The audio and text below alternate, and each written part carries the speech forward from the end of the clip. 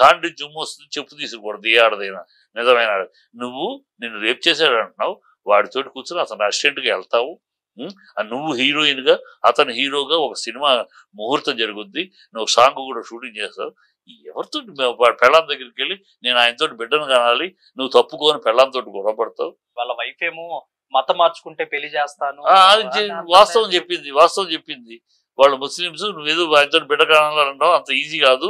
నువ్వు ఆయన బిడ్డ కానాలంటే ఆయన పెళ్లి నువ్వు ఆయన చేసుకో, ఆయన కనుక ఇష్టపడితే నువ్వు చేసుకుని నేనేం చేయలేను. మా భార్య అసలు ఒప్పుకోదు చాలా తప్పు. సాటి భార్య అక్కడ ముస్లిమ్స్ లో ఒకడు రెండో పెళ్లి చేసుకుంటారంటే ఆడవాళ్ళు అబ్జెక్షన్ చెప్పే పరిస్థితి లేదు. వాళ్ళ ఆచారాలు వేరు కదా, మనలాగా కాదు. ఆ అమ్మాయి వాళ్ళు ముస్లిమ్స్, మతం మారితేనే నేను కూడా మతం మారితేనే ఒప్పుకున్నారు. తను లవ్ మ్యారేజే. సో నేను సుమలత అమ్మాయి అసలు పేరు అయినా సరే నేను మతం మారితేనే ఒప్పుకున్నారు. సో నువ్వు అంత ఈజీగా పెళ్లి చేసుకుంటావు, నువ్వు మతం మారాలి, మతం మారితేనే జరుగుద్ది అని చెప్పింది.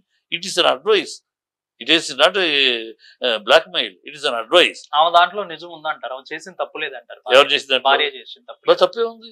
వీళ్ళు ఉన్న పిచ్చి గోల తప్పితే దానికి లవ్ జిహాద్ అంటే తెలుసా? ఈ సన్నాసులకు మాట్లాడే వాళ్ళకి ఎవరికైనా లవ్ జిహాద్ అంటే ఏంటి?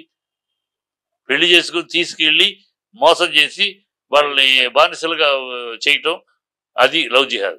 ఇది లవ్ జిహాద్. మతం మారడం అంటే లవ్ జిహాద్ కాదు. మతం మారాలంటే అమ్మాయి ఎందుకు చెప్పింది మతం, నువ్వు అతను పెళ్లి చేసుకోవాలంటే ఆ టాపిక్ వస్తే నువ్వు అంత ఈజీగా పెళ్లి చేసుకోలేవు, నువ్వు చేసుకోవాలంటే నువ్వు మతం మారాలి, నా అనుభవం మీద చెప్తున్నాను నీకు అని చెప్పింది. ఇట్ ఈస్ అన్ అడ్వైస్ అంతే. నువ్వు మతం మారు అని అమ్మాయిని బలం ఎవరైనా ఏ పెళ్ళమైనా తన స్థానంలో ఇంకోళ్ళు వస్తారంటే అలా ఆహ్వానిస్తుందా? అది పిచ్చి మాటలు.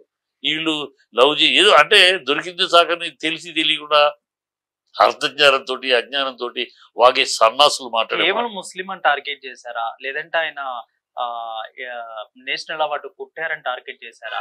దీని వెనక ఎవరు పెద్ద రాజకీయ నాయకులు, రాజకీయ కుట్ర ఏమో ఏంటి అసలు? ఈ మూడి బీభత్సమైన రాజకీయ కుట్ర ఉంది. ఇది చెప్తే మీరు ఆశ్చర్యపోతారు, తొందరలో తర్వాత బయటపడతాయి. దీంట్లో చంద్రబాబు హస్తం ఉంది. ఈ టార్గెట్ చంద్రబాబు వస్తాం ఎక్కడ అంటే, ఈ అమ్మాయిని టార్గెట్ చేయడంలో ఈ అమ్మాయి ఈ జానీ మాస్టర్ టార్గెట్ చేయడంలో జానీ మాస్టర్ కాదు అతనికి కావాల్సింది. ఆ బాకు పవన్ కళ్యాణ్ డైరెక్ట్ చేసిన బాక్ అది. పవన్ కళ్యాణ్ బదనాం చేయాలంటే తను డైరెక్ట్ గా చేయలేడు. తన కొడుకును పైకి తీసుకెళ్లాలంటే ఇప్పుడు పవన్ కళ్యాణ్ కన్నా తన కొడుకు ఎప్పటికీ పైకి రాలేడు. తన కొడుకును పైకి తీసుకెళ్ళాలంటే పవన్ కళ్యాణ్ ఇమేజ్ ని డ్యామేజ్ చేయాలంటే ఎట్లా?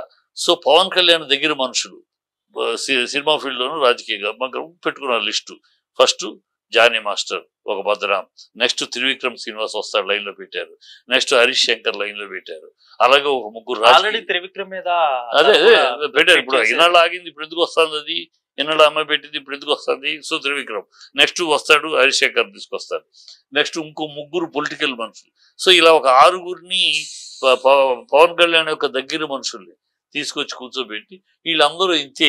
పవన్ కళ్యాణ్ అండ్ గ్రూప్ ఆడవాళ్ళ విషయంలో ఇలాగ దౌర్భాగ్యులు. ఈవెన్ పవన్ కళ్యాణ్ కూడా అంతేనయ్యా, తన మిత్రులే కదా, పవన్ కళ్యాణ్ కూడా అంతేనయ్యా, పెళ్లి చేసుకున్నాడు, అమ్మాయికి విడాకులు ఇంకో దానికి కడుపు చేశాడు.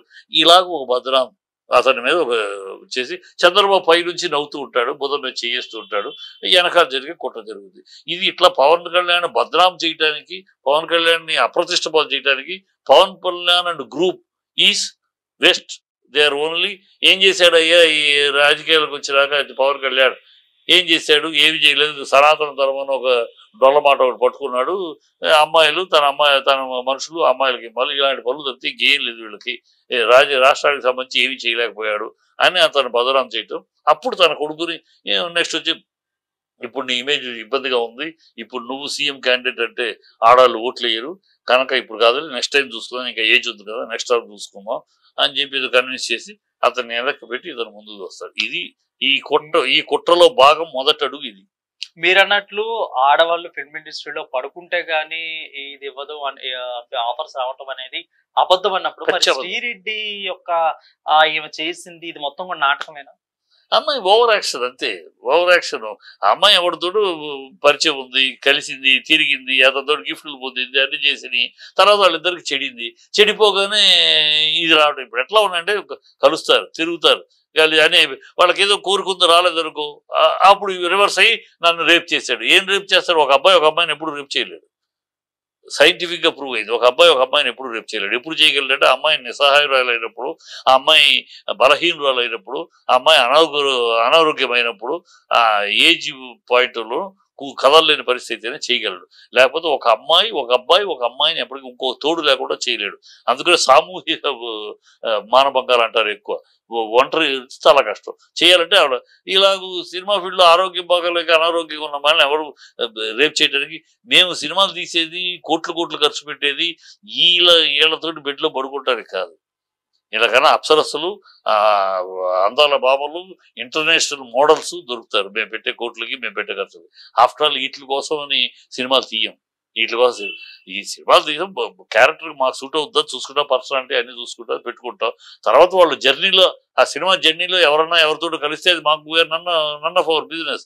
ఎవరు ఎక్కడ జరగట్లా సినిమా ఫీల్డ్లోనే, ఏ సాఫ్ట్వేర్ కంపెనీలో జరగట్లేదా, ఏ పోలీస్ స్టేషన్ నిన్నగాక మొన్న హాస్పిటల్లో జరగలా, డాక్టర్ నైట్ డ్యూటీలో డాక్టర్ జరగట్లేదా, పోలీస్ స్టేషన్లో జరగట్లేదా, కమిషనర్ ఆఫీస్లో జరిగింది ఆ మధ్య. సో ఎక్కడైనా జరుగుతుంది. ఆడ మగ ఉన్నంత కాలం ఈ సమాజంలో ఇలాంటివి జరుగుతూ ఉంటాయి. సినిమా ఫీల్డ్ ఒక్కటే ప్రత్యేకం కాదు. సినిమా ఫీల్డ్ మాత్రం ఫోకస్ చేసి సినిమా ఫీల్డ్ అయిపోతుందని ఏమీ లేదు. ఇక్కడ మిగతా ఫీల్డ్ లాగానే జరిగే ఎవరో ఒకళ్ళు వాళ్ళు ఇష్టపడినట్టు ట్రావెల్ చేస్తారు. ట్రావెలింగ్ లో తేడా వస్తే నిందలు వేసుకుంటారు తప్పితే ఇక్కడ పడుకుంటానికి వేషానికి సంబంధం లేదు. అది ఎక్కడో చిన్న అడుగు లో లెవెల్లో ఎక్కడైనా జరగచ్చేమో కానీ డైరెక్టర్, ప్రొడ్యూసర్, హీరోయిన్ లెవెల్లో జరగవు. అదంతా ఒక కలిసి ట్రావెల్ జర్నీ చేస్తున్నప్పుడు ఒకరికి ఇష్టం పట్టచ్చు. ఆ పట్టు మీద వెళ్ళొస్తే అందుకని ఒకటి మాత్రం రాసి గోల్డెన్ వర్డ్స్ రాసుకోండి. నా తెలుగు, నా ఇండస్ట్రీ చెడిన వాళ్ళను చేరదీసిందే కానీ నా ఇండస్ట్రీ తనకు తానే ఎవరిని చెడపలేదు. నా ఇండస్ట్రీ అనేక మంది చెడిన వాళ్ళకి గౌరవ చిరునామా ఇచ్చింది. ఏది దాని అమ్మేది అది దాన్ని రమ్మనండి అనిపించుకున్న వాళ్ళని మేడం రండి, మేడం రండి అనిపించింది ఇండస్ట్రీ. నా కొడుకు ఏడి అనిపించుకోవడం సారు మీరు అనిపించింది నా ఇండస్ట్రీ. అనేక మంది అడ్రస్ లేని వాడికి గౌరవ చిరునామా ఇచ్చింది నా ఇండస్ట్రీ. చెడిన వాళ్ళని చేరదీసింది నా ఇండస్ట్రీ. సమాజంలో చెడిన వాళ్ళుగా ముద్ర ఉన్న వాళ్ళకి నా ఇండస్ట్రీ ఇక్కడ గౌరవాన్ని ఇచ్చింది, గౌరవం ఇప్పించింది, వాళ్ళకి గౌరవ చిరునామా ఇచ్చింది. కనుక ఇవన్నీ పిచ్చి కూతలు, కారు కూతలు తెలియక బయట నుంచి ఉండి అద్దాల మెడ కనుక ఒక రాయేద్దాం అనుకుంటా తప్పితే ఇక్కడ ఎవ్వడికి అది కాదు. ఆ గోల్ తోటి రాడు.